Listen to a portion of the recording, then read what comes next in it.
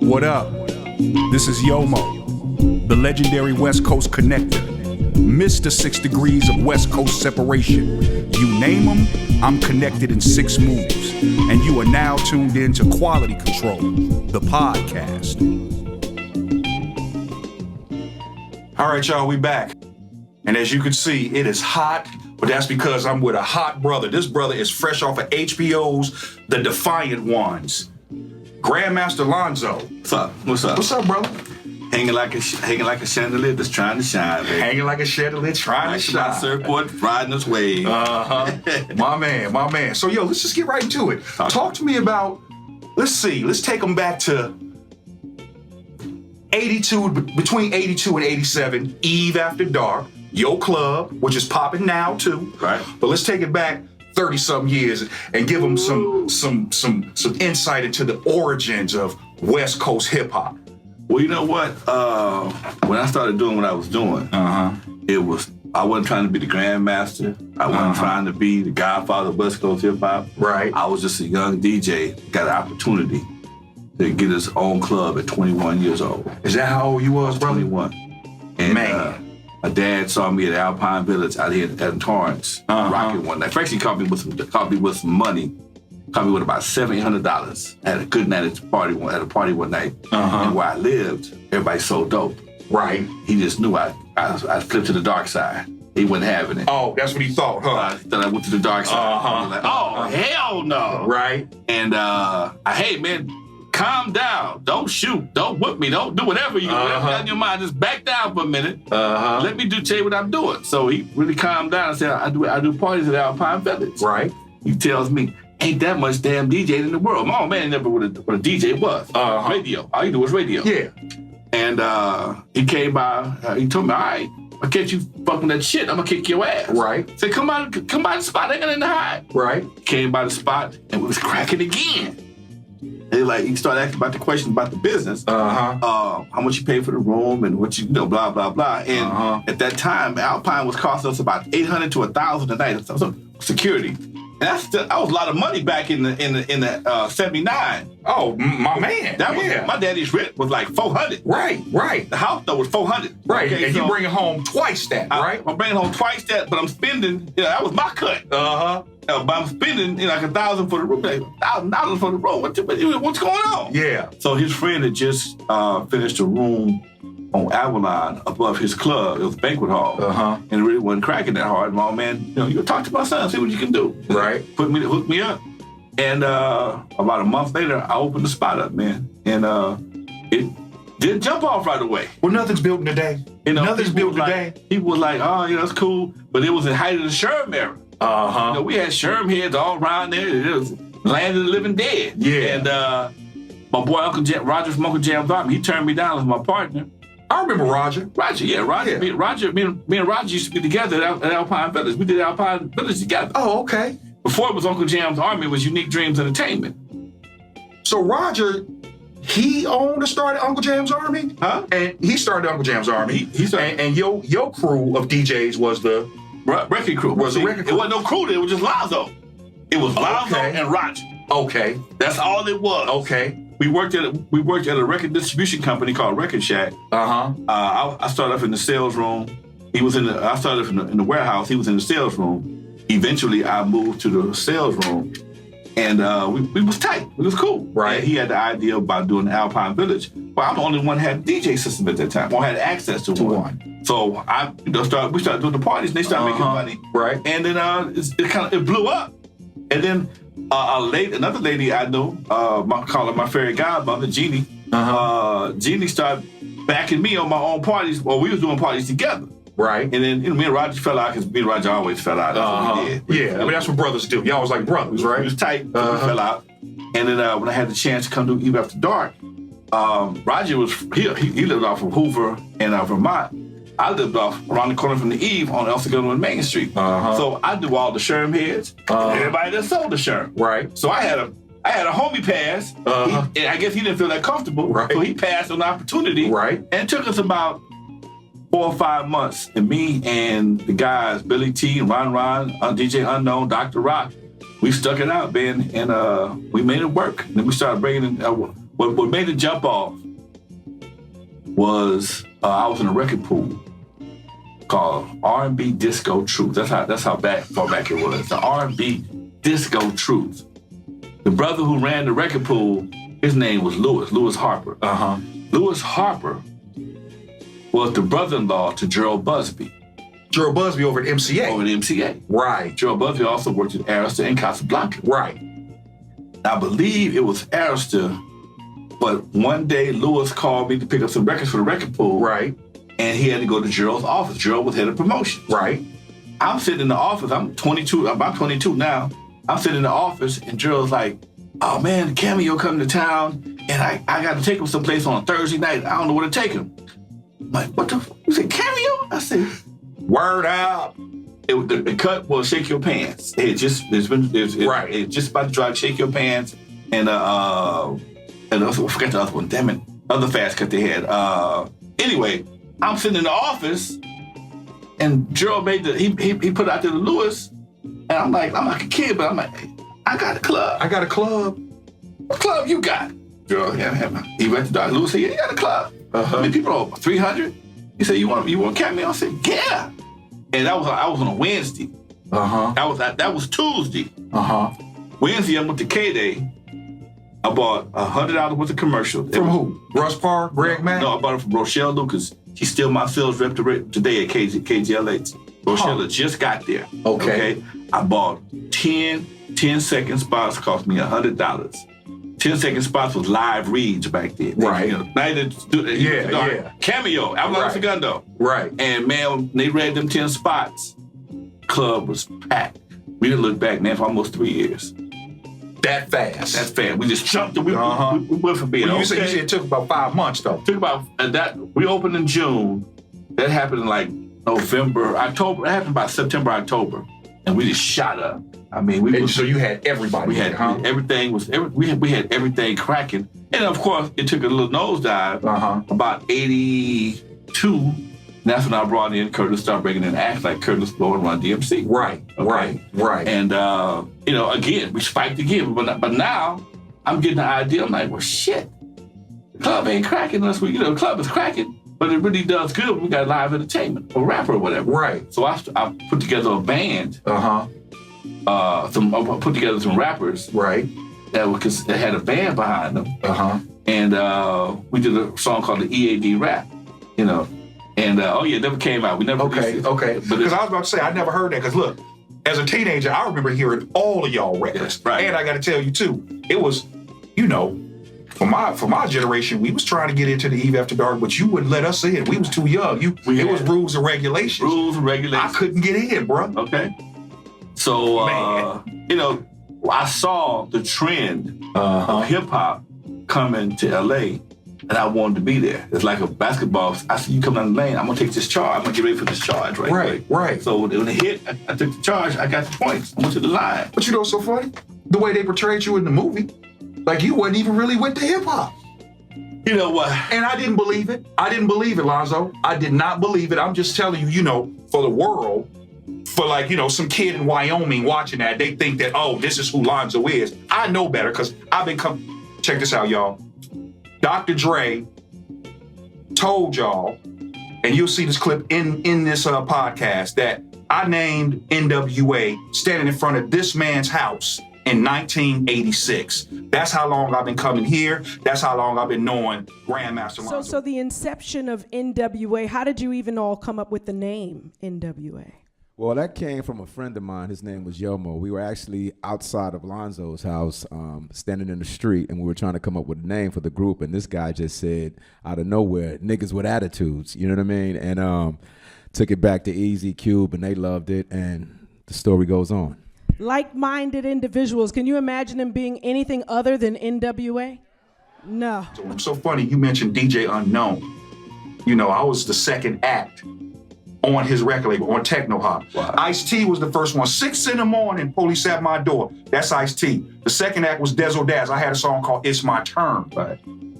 From your boy, DJ Unknown. And so when all these things is happening, man, so it's like when the movie, they played me as a hater. Okay. Yeah, it looked like you just wanted that, slow shit. Fuck all that reality rap shit. The way they had you. Understand this. Yeah. Okay. In the movie, first of all, it's a movie. Right. Okay. Right. It's a movie. Right. It's entertainment. It's entertainment. Okay. Right. I'm in the documentary Defiant Ones, and they let me stretch out.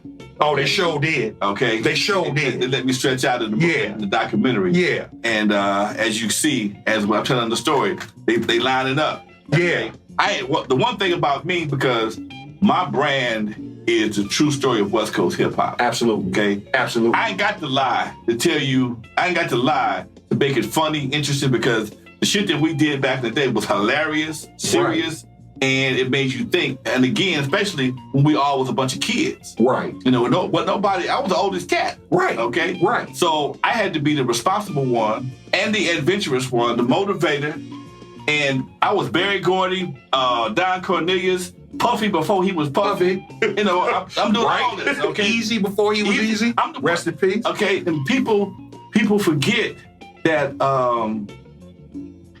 nobody was doing this, okay?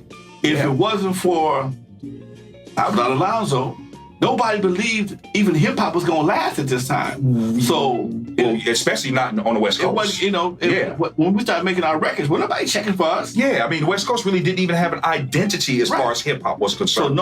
So everything we did was firsthand. Okay? Right. We had to make our own records. I mean, literally go to the pressing plant. We had to go to the studio. We had to go to write the songs, hire somebody to play the instruments. Go to the pressing plant, take the place down there, write the label. No, we started with Bill Smith. Okay. Bill Smith out of El Segundo. We had to write our own labels out, everything. I mean, nobody was checking for us. So we had an education of record manufacturing that nobody else had. Plus, because I worked in a record distribution company. Right. Okay, at Record Shack. Right. I knew all the stores. Right. Okay. And Record Shack also had their little blacklist of one stop around the country, right, that they sold to that they wasn't supposed to sell to. Right. Okay? Right. I got that. So it's like everything necessary to make this thing happen, I stumbled up on. Right. I went to get the job at Record Shack. I wasn't trying to be a salesman. I was trying to buy records wholesale. Right, because you was a DJ. I'm a DJ, trying to build my collection. And at that time, records was $5.95 for a 12-inch. Right. And you had to have two. Right. But there's only like $3, $4 wholesale. Right. So I'm trying. I didn't want to buy a wholesale. You can get a wholesale card. And buy them, pay the tax on them. Right. I'm trying to, here's a little cash. Yeah. Make it happen. Swap me style. Swap me style. And the man who answered the phone, his name was Lonzo too. Oh, there you go. So we had an automatic in. Right. So I didn't take the job initially. I turned Roger onto the job. When Roger got the sales job, a few weeks later, he called, hey man, they got a job, they got a spot open in the warehouse. Well, I took that because it was in the evening time. Right. And you was close to the records. I was close to the records. I was already working at Kenny's Shoes in Compton from 10 to 6. And Record Shack, I started like 6:30, 7 o'clock to 11. Monday through Thursday. Right. So I had time to do my DJ thing on the weekend. Right. Plus, I was able to get my records for little or nothing, for wholesale. Right. If I took my records into the payroll department, they just take it out of my check. Right. What I wanted. That's what I wanted. There you go. That's all I wanted was to get records for cheap. Right. Okay. Bro, how do you sit in here in this hot ass, in all black? I don't know how he do it, folks. I'm over here leaking like a sieve. So y'all got to excuse me. AC works very well, but we can't have it on this camera, just a microphone. Yeah. So with all that happening, man, so now, I mean, these are the things that people don't understand, that people say, why are you the godfather of West Coast hip hop?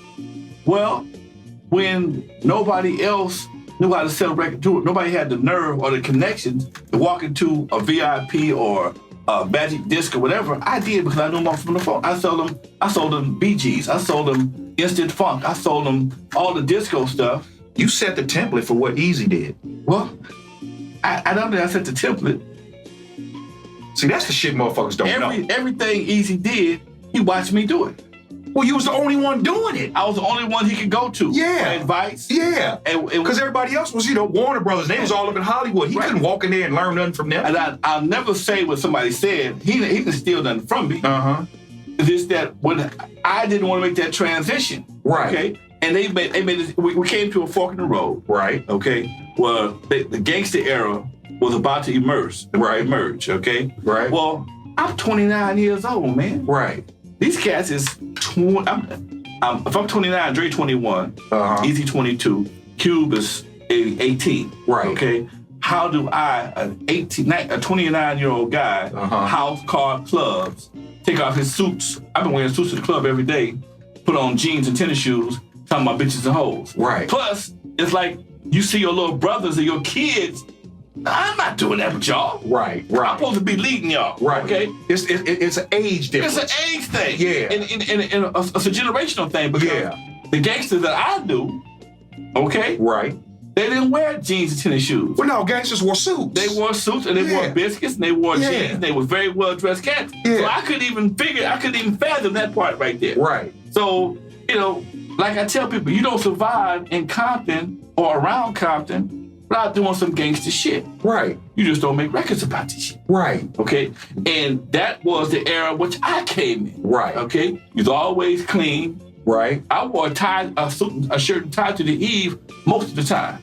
And it wasn't because somebody made me. That's just what it was. That was the era of what I grew up in. Yeah, absolutely. So I'm on the end of the R&B disco, but I'm also at the beginning of the rap situation. Yeah. So I'm right there at the transition. Right. And even as a DJ, I'm right there at the transition from disco to funk. Right.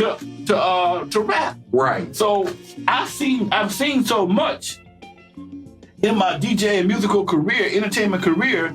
It's really hard for me to say, okay, you telling me that at some point in time, bitches and hoes are gonna be the lyrics of the day? I can't see that. That's hard. I get it. I can't see. And you know what? Understand Lonzo. Right. Lonzo's a grown-ass man. Lonzo been doing since time immemorial. Since time immemorial. Lonzo grew up in the 60s.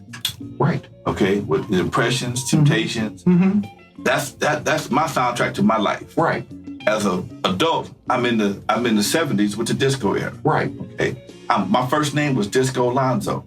Okay. My man. I'm playing brass construction and Fly Robin Fly. Oh, this is my introduction to the DJ move, okay? Yeah. While I'm doing that, that's when the funk came in with Flashlight and funk from Cameo and Rigor Mortis and all that kind of shit. Sure. Right? Yeah. So I'm seeing all these transitions and I'm watching the artists. Right. I'm watching the big bands like Sky and Brass Construction and Kool and the Gang. Kool and the Gang was a 10-piece band. Right. Okay? Right. Earth, Wind and Fire. Earth, Wind and Fire. Right. These are the people that I grew up on. Right. Okay.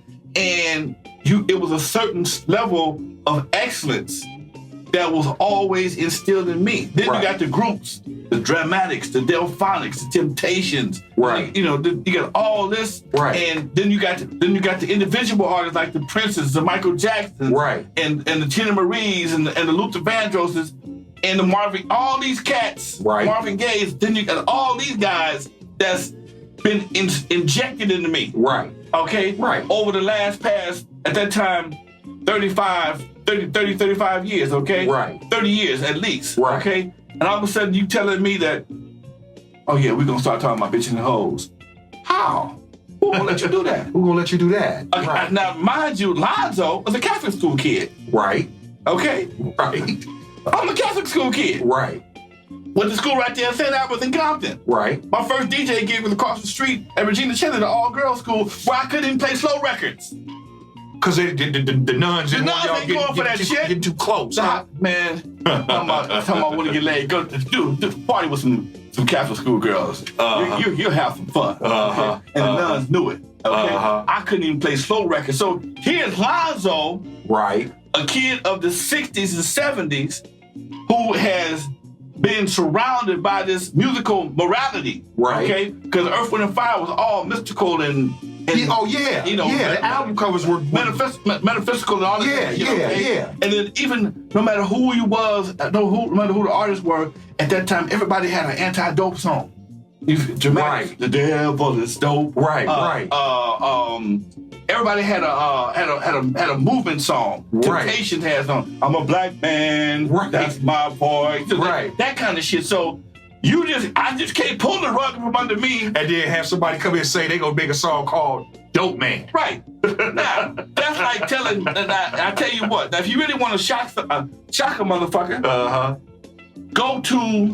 go back to 1995 and try and tell Dre or Q that this mumbling shit is gonna be the trend in 2017. They'll look at you like, get the fuck up out of here, Get the man. fuck out of here with that shit. Yeah. So okay? It's like it's that. The same fucking it's the thing. same fucking thing. Okay? Right. Same fucking thing. Right. Are you gonna tell me that with Biggie, Tupac, Q, Rakim, McCool Mo D, LL Cool J, the shit's gonna be this watered down till motherfuckers just going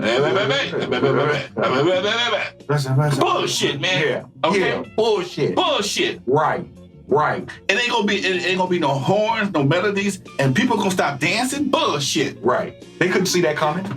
Gangster records. What made gangster records? Snoop, Cube, Dre, whoever. Tupac would make the gangster records quick. Would made the gangster records the shit because they had a groove to them, and you could get your party on. They were sampling them records that you said that was injected into your life. Right. They was using all them records. All they wasn't sampling. They was reproducing. Yep. And they carried them grooves. They understood that the dance floor was how you got your records played. Right. And I tell people, man, I can't get my shit played. Well, nobody want to play that. I can't take it to a club. Right. Right. Look here. Check this out. At my age, my magic number. Man, I'm 60 fucking years old. Okay? My man. Y'all heard it here first. 60 fucking years old. Okay? Right. I still DJ. You still on the wheels of steel, huh? Okay? But they called me for specialty sets. Right. They called me, everybody in the building got an AARP card. Okay? Yeah. You're not playing mumble rap. I'm not playing mumble rap. But I tell you what. Well, if you walk into the room, with the folks that I rock with, right, you swear you was at a Soul Train reunion because old folks know how to party. They sure do. Okay? They sure do. I own a club, man. I'm telling you, I'm not, understand this. I'm not telling y'all something that I read about. I'm not telling you something somebody told me. I'm telling you, but I seen with these two brown eyes, man. Right. These brown eyes have seen a lot of shit. I've owned 6 nightclubs. Okay? And DJ thousands of parties. I'm not telling you hundreds. I'm telling you thousands of parties. Now let me ask you this. In your club owning career and DJing career, is that how you ran into or I'm not gonna say ran into, but met Michelle A and brought her into the fold? And if so, what was her contribution to the whole Wreckin crew thing besides just, her singing? Did she write any of that stuff, or did you bring her around? Who brought her around? Man, the brother that brought Michelle around, his name was Smooth. Okay. And Smooth was another cat, hung around the studio. Okay. Ran into Michelle A, and we was hot as fish grease. Wreckin crew was hot as fish grease. I had just come off tour, did some dates back down south. And what was y'all hot song before? Because I got to tell you, keep it real with you. I remember, the Dr. Dre. I remember all those. But really, what put it on for me was Turn Out the Lights. Now, what was your hit song before you brought Michelle A? Lovers. Everybody forgets Lovers. Everybody forgets Lovers. You Everybody. You ain't lying, because I forgot that, and that was a smash. Nobody remembers Lovers, but Lovers was the biggest record we ever had before Turn Out the Lights. That's why I did Turn Out the Lights. Because Lovers was so successful.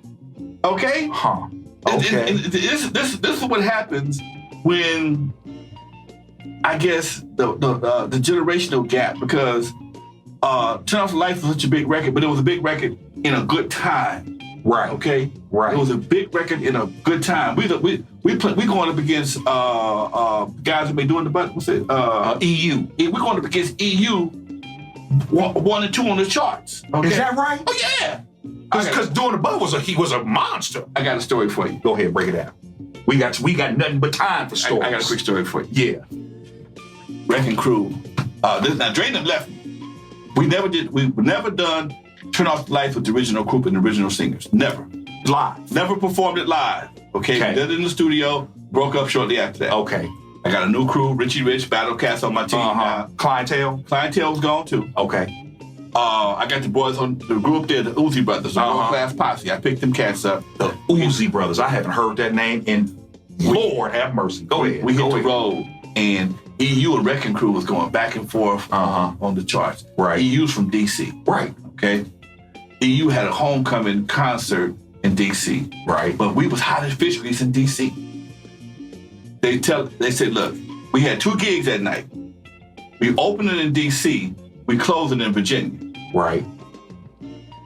We get to DC the day before. If you want to see World Class Wrecking Crew, you better be there early. They going on promptly at 7:30. They have to be on a plane. If you think you're gonna come in later on, they out of there. They out of it. We got to the arena. Place was packed.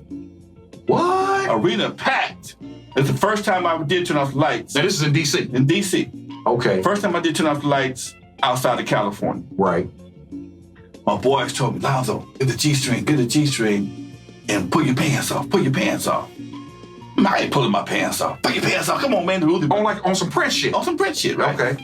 So we right before the show, I had a couple shots of tequila and a Corolla. That was my thing. That was your thing, huh? I put the G-string on just for the hell of it, okay?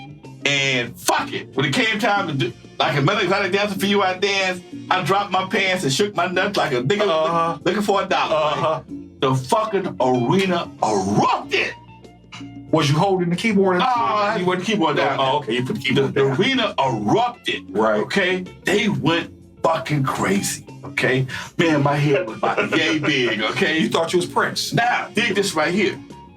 I have a fur coat, a maxi fur coat. Right. My partner, Bob Dog from Uzi Brothers, as I pulled my pants up, brought the maxi coat, threw it over my arms like James Brown. Like James Brown. Oh, no. Come on, man. Oh, come on. Now, hold on.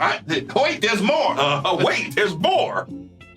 I walk off the stage, I'm waving and shit. Now, we got to be in Virginia, and we got to be at the airport in like 15 minutes. Maybe half hour. Right. But the problem is, the airport is like from LAX to the Forum. Not that far. Right. But because people are still coming to the concert, we can't get through traffic. Right. So they rented a helicopter for us.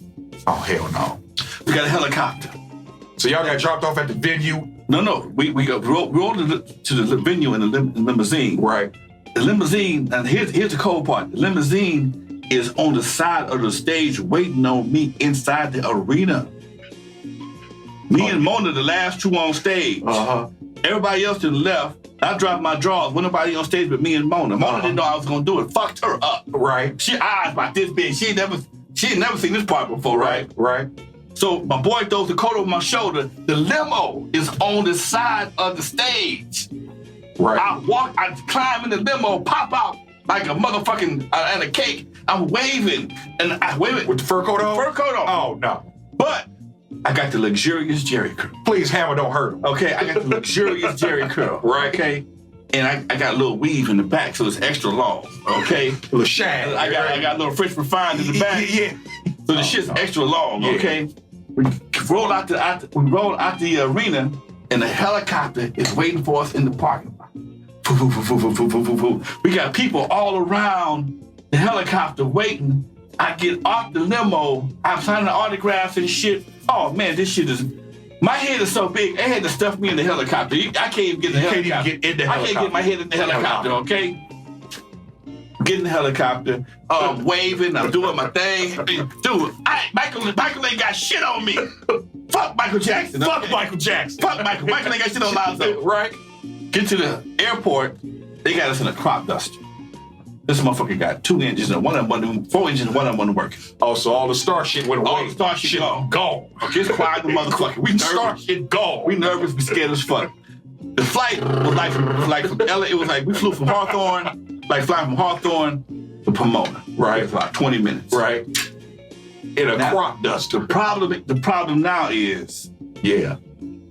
the problem now is Heavy D, Eric B and Rakim and some other folks, they shows were short.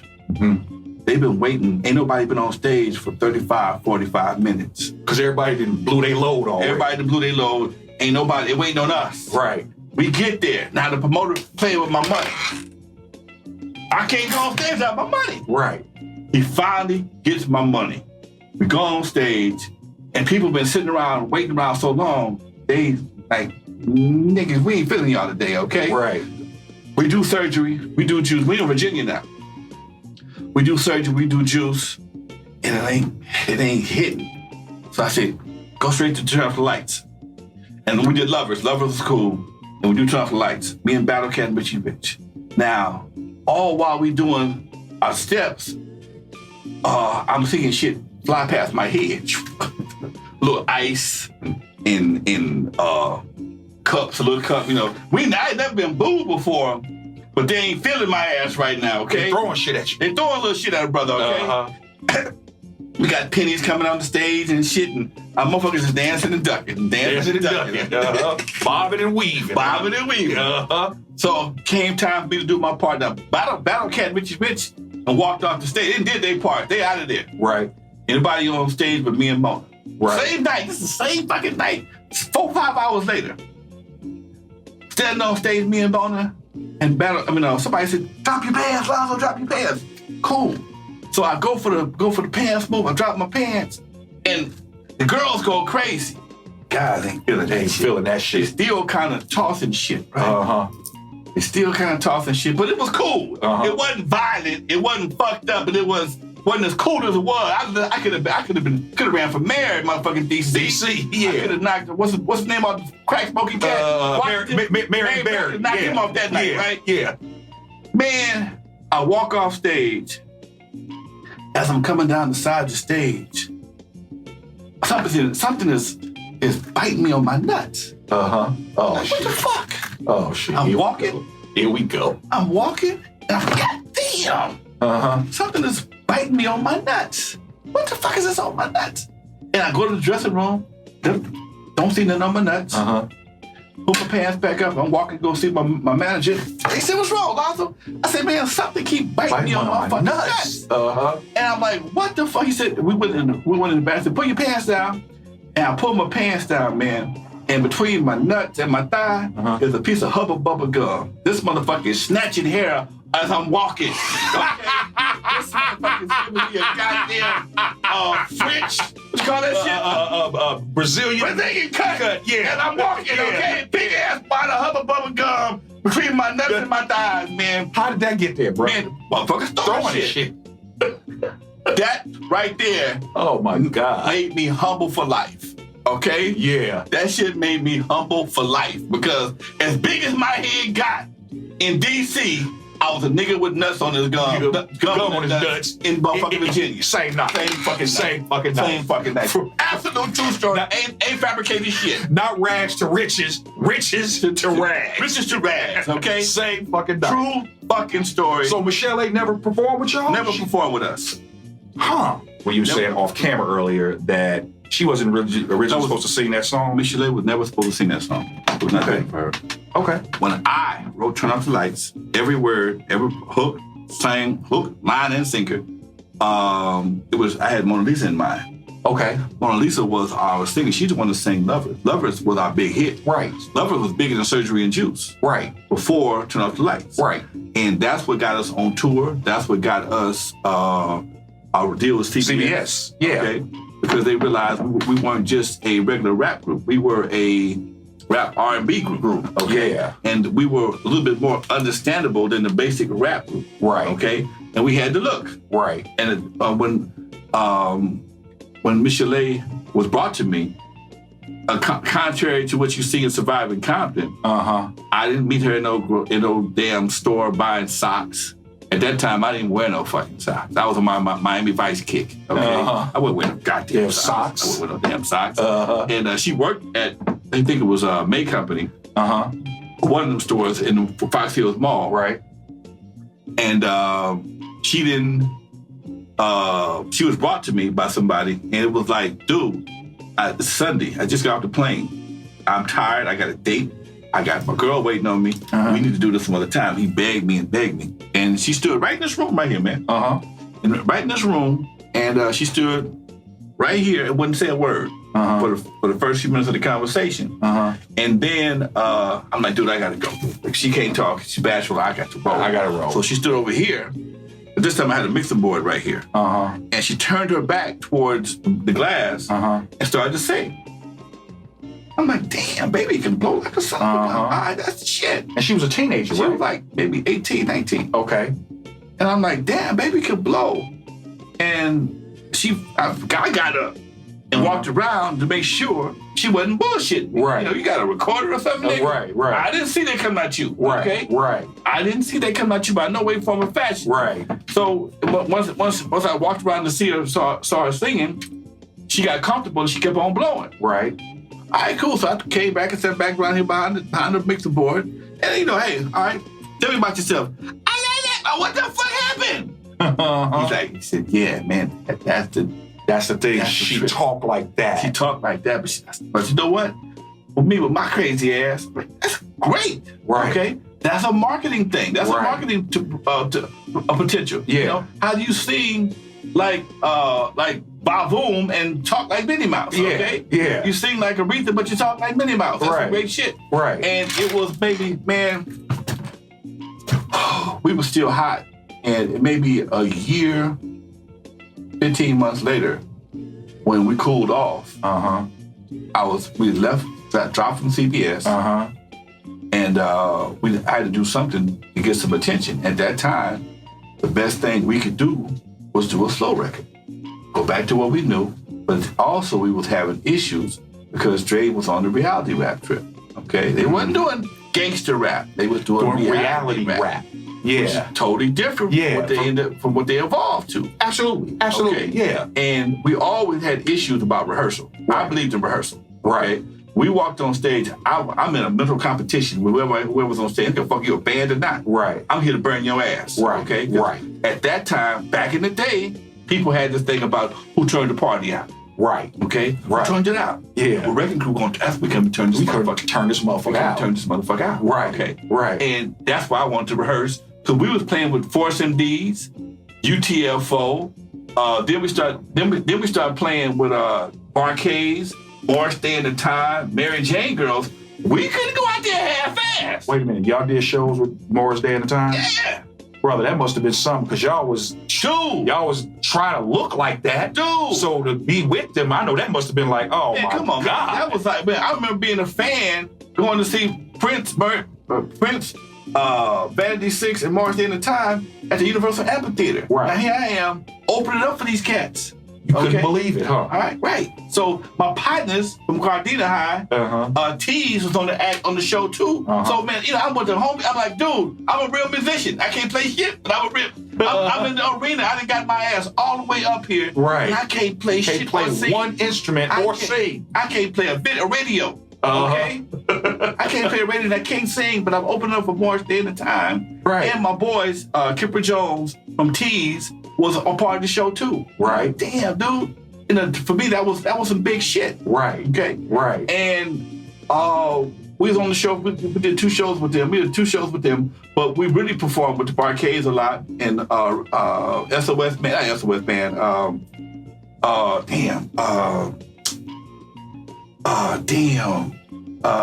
can't think of it right now. Right. When you get to roll it. Right. It'll come back to me. But these are the kind of acts, Wreckin crew. People don't realize this, but in the beginning, we were the only rap groups on tour. Okay, because everybody else was from the West East Coast. From East Coast, yeah, okay? yeah. We the only West Coast acts, and when people come to the that West was Coast, rapping, they wasn't bringing nobody with them. Right. So we came in on the opening act thing. Right. Okay, and we danced in between speakers, man. Right. They didn't give us no stage because back then you had if it was 4 groups, you had 4 sets of drums, 4 sets of keyboards, 4 sets of guitars, amps. Okay. Yeah. So as the band as the act started to clear the stage got bigger for the main for the headline. For the headline. Right. Okay. Right. We was just stuck on the show. $500. Y'all gonna dance while people park their cars. Y'all perform while people park their cars. And as our records got bigger and bigger, we started going back and back. Right. Okay, till we started headlining shows. Right. Okay. Right. but Michelet was never a part of that. So, but the song that got us the headlining shows was Lovers. Right. Okay. And that was sang by Mona Lisa. Mona Lisa. And that's who originally you was. That's who I originally had in mind for Turn Off the Lights. Here's the crazy part. Right. I'm a Kashif fan. Okay. I go to do Turn Off the Lights. Mona's in Connecticut with Kashif. Okay. I got about $5,000-$6,000 left to my name. Mm-hmm. I'm finna get on my knees and go put on the pass line. Mm-hmm. Turn off the lights. Uh-huh. Okay. I gotta go for I got one more. I got this house note record. House note record. Right. Okay.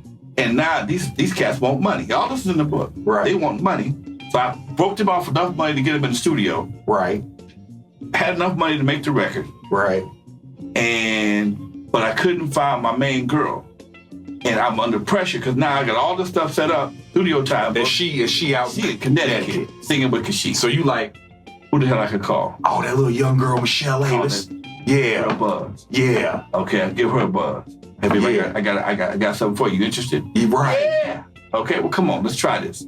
I picked her up, contrary to the movie. Uh-huh. Movie had her on a bus. I ain't had nobody on no damn bus. Uh-huh. I ain't had a woman on no bus back then. I picked her up from Right. our house. Right. Down on 39th in Normandy. Right. 39th place to be exact. Right. Brought her to the studio.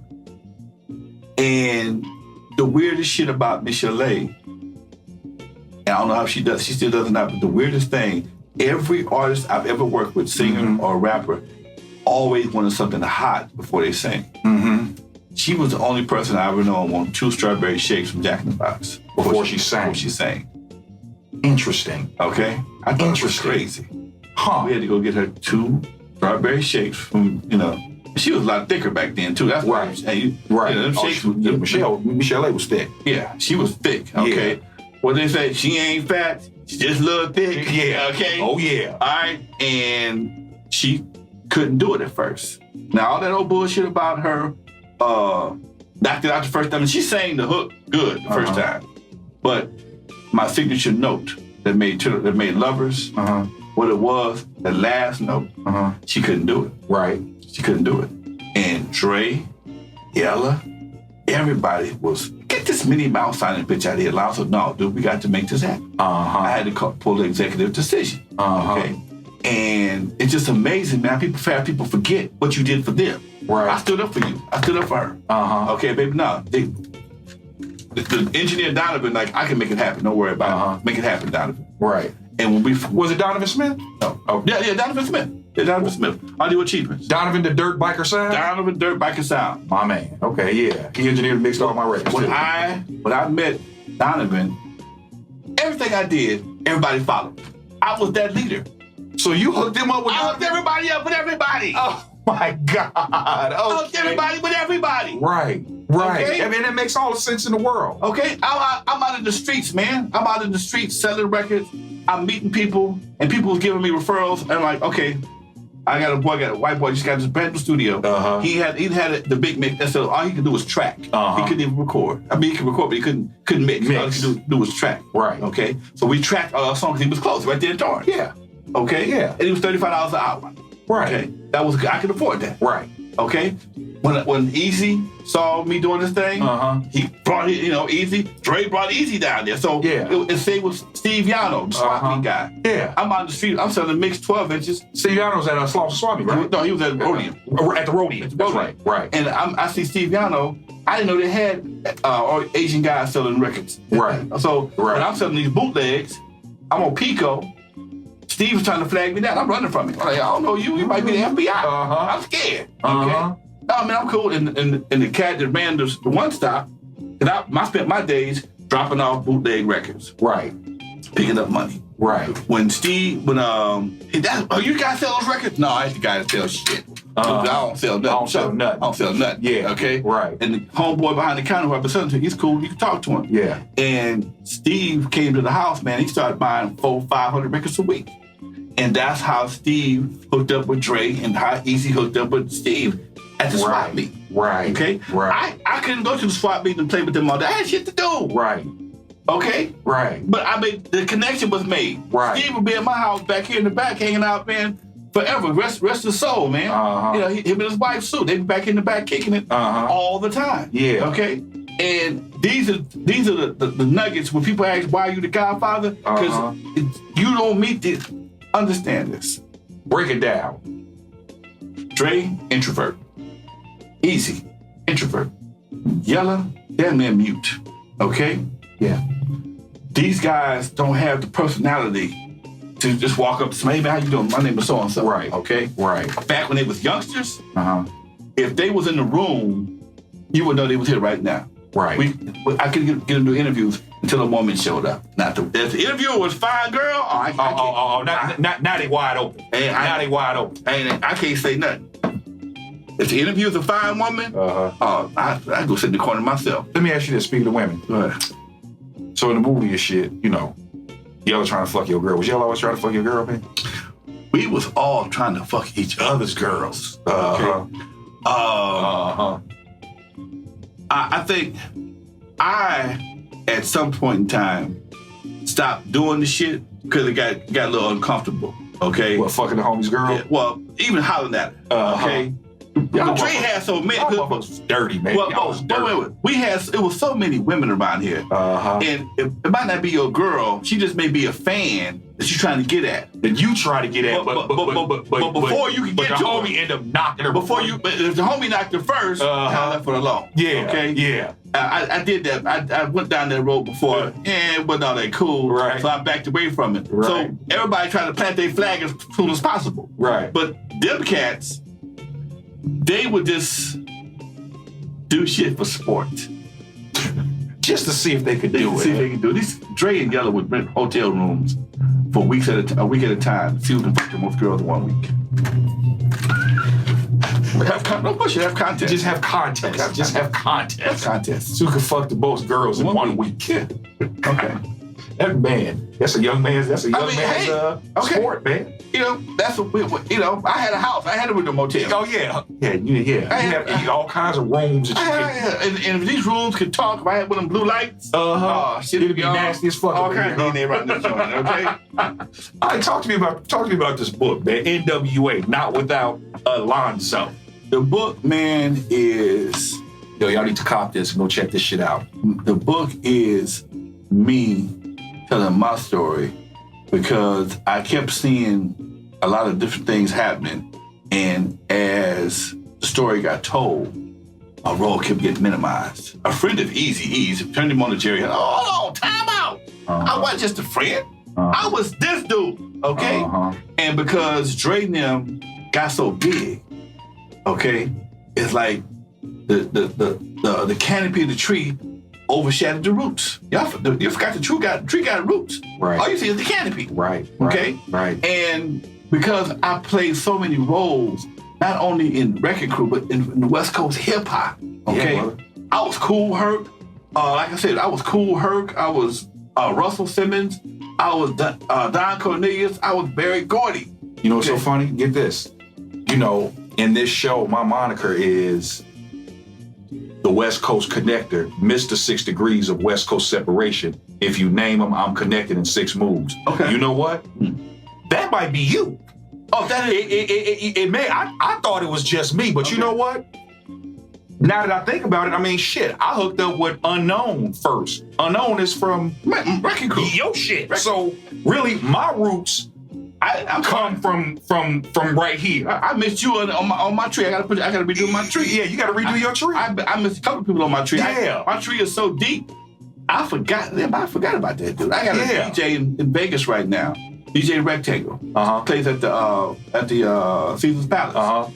He's at my house every week, every Sunday night, getting game on how to do his thing. And you ain't even know it. Huh? I didn't know he was gonna be that big. He's a little skinny white kid. Okay, little skinny white kid drove all the way from not San Diego, just outside of San Diego, to come see me. Okay, every Sunday he valued my input that much. Now he's a major player in Vegas. Okay, I missed him. I missed him on my tree. Okay, I'm back. Huh? I'm back. Okay, Yomo. Okay, yeah. Yomo and Yomo Marquis and Jazzy D. Okay, Jazzy D from Unknown also. Yeah. Yeah. Jazzy D? What did he do? Did he make a record? Yeah. See, cause listen, on Techno Hop. Yes. Cause all I remember is me, Ice-T, and King T. King T is the third act on Techno Hop. Jazzy D came in after King T. And Jazzy D might have came before King T. Because we was at West Coast, and I believe, if I'm not mistaken, we was at West Coast, that's when he did the Jazzy D record. Because Jazzy D was only like 15, 16 years old. Okay. He was a kid. I mean, he was a baby, okay? And I think we're at West Coast, and Unknown hadn't produced any product yet. And he had to bring something to the table. And I believe, don't hold that to me now, hold me to that. I believe he brought Jazzy D to West Coast because he had to put something in the pipeline. Okay. That's how we got the compilation. Because when Makola folded, I, Lonzo, came up with the bright idea, let's do our own distribution. Right. Let's do our own company. Right. Okay? So we founded a company called West Coast Record Distributors. I had the idea. I remember that. I went to Rudy Pardee from the Dream Team, Egyptian Lover, Unknown DJ, and myself. They all said they wanted to be, they was down. How you gonna make it happen? Don't worry about it. Me and Atron drove down to the NARM show. That's when it was in Palm Springs. We met with all the distributors. Everybody gave us a handshake. We'll buy it from you. Now, next problem is, how you gonna make your records? Makola out of business. You went to Rainbow Records. Steve over at Rainbow Records. Hey man, we the big wigs at West Coast, at Makola. We want to start our own distribution network, but you press our records. He gave everybody a $25,000 line of credit. 25 grand. Collectively, we had 100 grand. Okay, we like super friends. Okay, and no TRW, no credit card on layaway, nothing. We say, because y'all baddest cats Makola got. I'm gonna put this on you. I'm gonna let you have this. Right. Okay. Meanwhile, we went to CRD, California Record Distributors, and we could have dealt with them where they would help us make sure we sold enough records to cover the pressing. Right. Okay. Right. We in business. We dropped Rodney and Joe Cooley. We dropped JJ Fast with Basonic. We dropped King T. Okay, you better bring a gun. Okay. We dropped Egyptian Lover, brought two or three albums to the project. And I came with the Compton compilation right around about the 1 year mark. Okay. All these records sold. Right. Okay. We grossed $1.5 million the first year.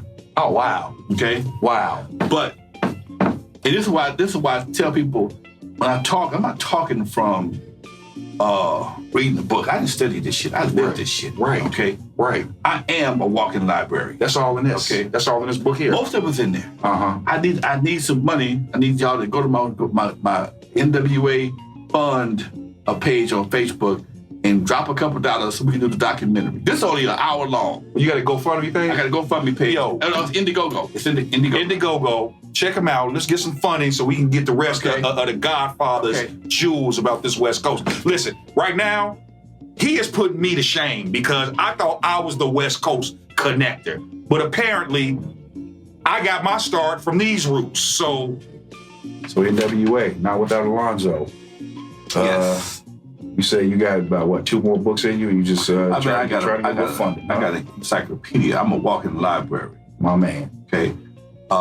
There's not many roles that I have not played in this West Coast hip hop thing. When it comes to a record, I've done everything except for eat it. Right. Made them, wrote them, sold them, played them.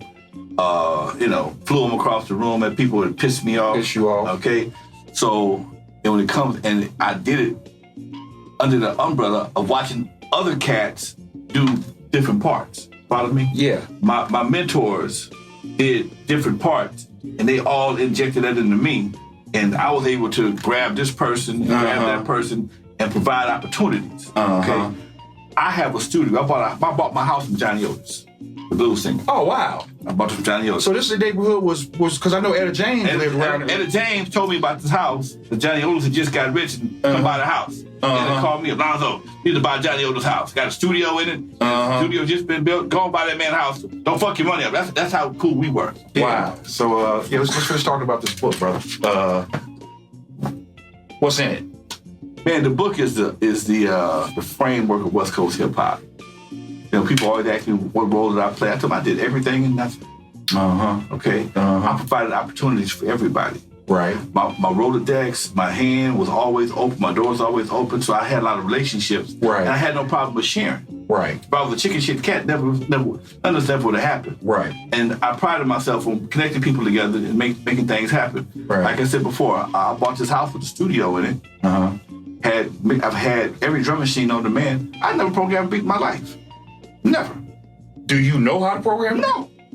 But you just had every drum machine. I've had 808, SB12, SB1200s. I've had MPCs. I had all that shit. Wind drums, all DMXs. I bought them for the people who work for me. I know. Okay? I know. I provided a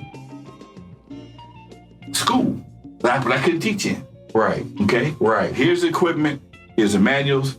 Here's the studio. Right. That's what I did. Right. Okay? You provided the arena. I provided the arena. Okay, I'm Don Johnson. Okay, I'm Cool Herc. Because I do this. I have a love for music. Right. But because you the West Coast Cool Herc. I'm the West Coast Cool Herc. That's true. I played in the parks west. Peg Park in Palos Verdes every Sunday for God knows how long. That's crazy. I did this. Okay, I'm telling you. Right. I'm Cool Herc. Right. I wasn't scratching. Right. Because we wasn't rapping then. Okay. You know, West Coast, we got our own thing anyway. But I went to the park. I was going to the park.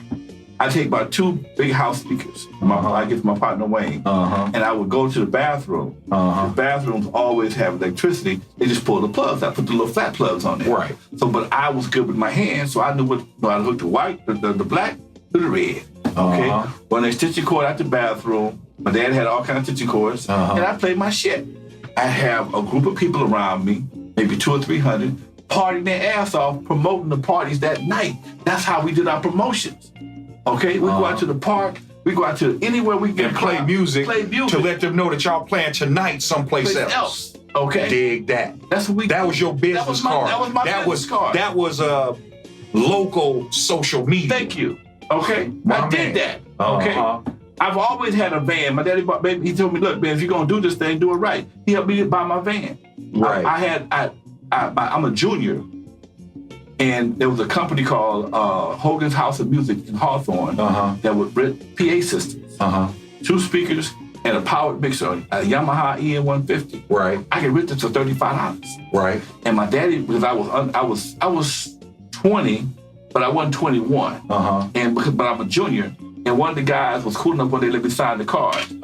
So my signature's on the card now, not my dad's. Right. I'd always pick it up, but Dad had to come with me. He got tired of that shit. He got tired of that shit. One cat slid me the card, let me sign the card, so I was able to get the equipment myself. Right. And I went crazy. I was playing every chance I get. Plus, when I wasn't playing, I went into somebody else.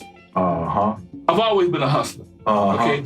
A real hustler knows how to convert energy into money. Right. Okay? A real hustler. Right. Okay? And that's why I tell cats, when you play video games, you're fucking off energy, man. Yeah. You're fucking off energy. You're fucking off creativity. Okay? Right. Take that time. If you're gonna kill time, work it to death. Work it to death. Work it to fucking death. My man. Okay? My man. And that's why I'm able to do what I've done, because I don't have time to sit here and learn how to read a manual. I can read like a motherfucker, but I ain't got time to read the manual, push these buttons, play these keyboards. I didn't do that. But what we need a keyboard, is 1200s. All right.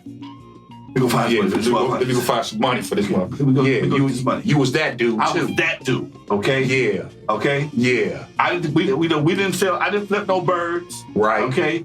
My dad would. I'd broke his heart. He'd kill me. So both of us would have died. Okay. You come from a good home. I come from a good home. My daddy was always there. I ain't got that story with lights being off. All that shit. Bills. I don't know nothing about that. My man. Yeah. My old man always told me have a smart man has two hustles. He has a job for himself, take care of his family, and a hustle to do what the fuck he want to do with. Okay? Yeah. You always have your job and a hustle. Yeah. I live by that trade. I knew how to work with my dad taught me how to do things as a kid. Right. This guy, my first job was a small engines technician, working in a lawnmower shop, fixing lawnmowers. You always take apart some shit. Okay, I'm always fucking with some shit. Okay? I had a job at convalescent home changing shitty diapers. Oh, God. Okay? Yeah, but hey, man, I'm 17. I'm making $135 every 2 weeks. Shit. And when you were 17, that was a lot of goddamn money. Okay? Uh-huh. So, what I realized is this ain't what I want to do. Right. I don't know what I want to do, but I don't want to do this. Right. I don't want to do this shit. Okay? Right. And when the opportunity came around, I had enough experience in what I didn't want to do to start focusing on what I do want to do. And I met them turntables, and I saw that crowd reaction, and because I was trained in radio, but I was playing the clubs, playing small parties and picnics, and it's an immediate rush, man. Right. That's why DJs don't really retire, because it's a high you can't buy no place. Right. And if you, like me, I'm really fucked up, because I felt the high of 20,000 people shouting my name, and people, I got a gig next Thursday. I still book gigs. I still book gigs, man.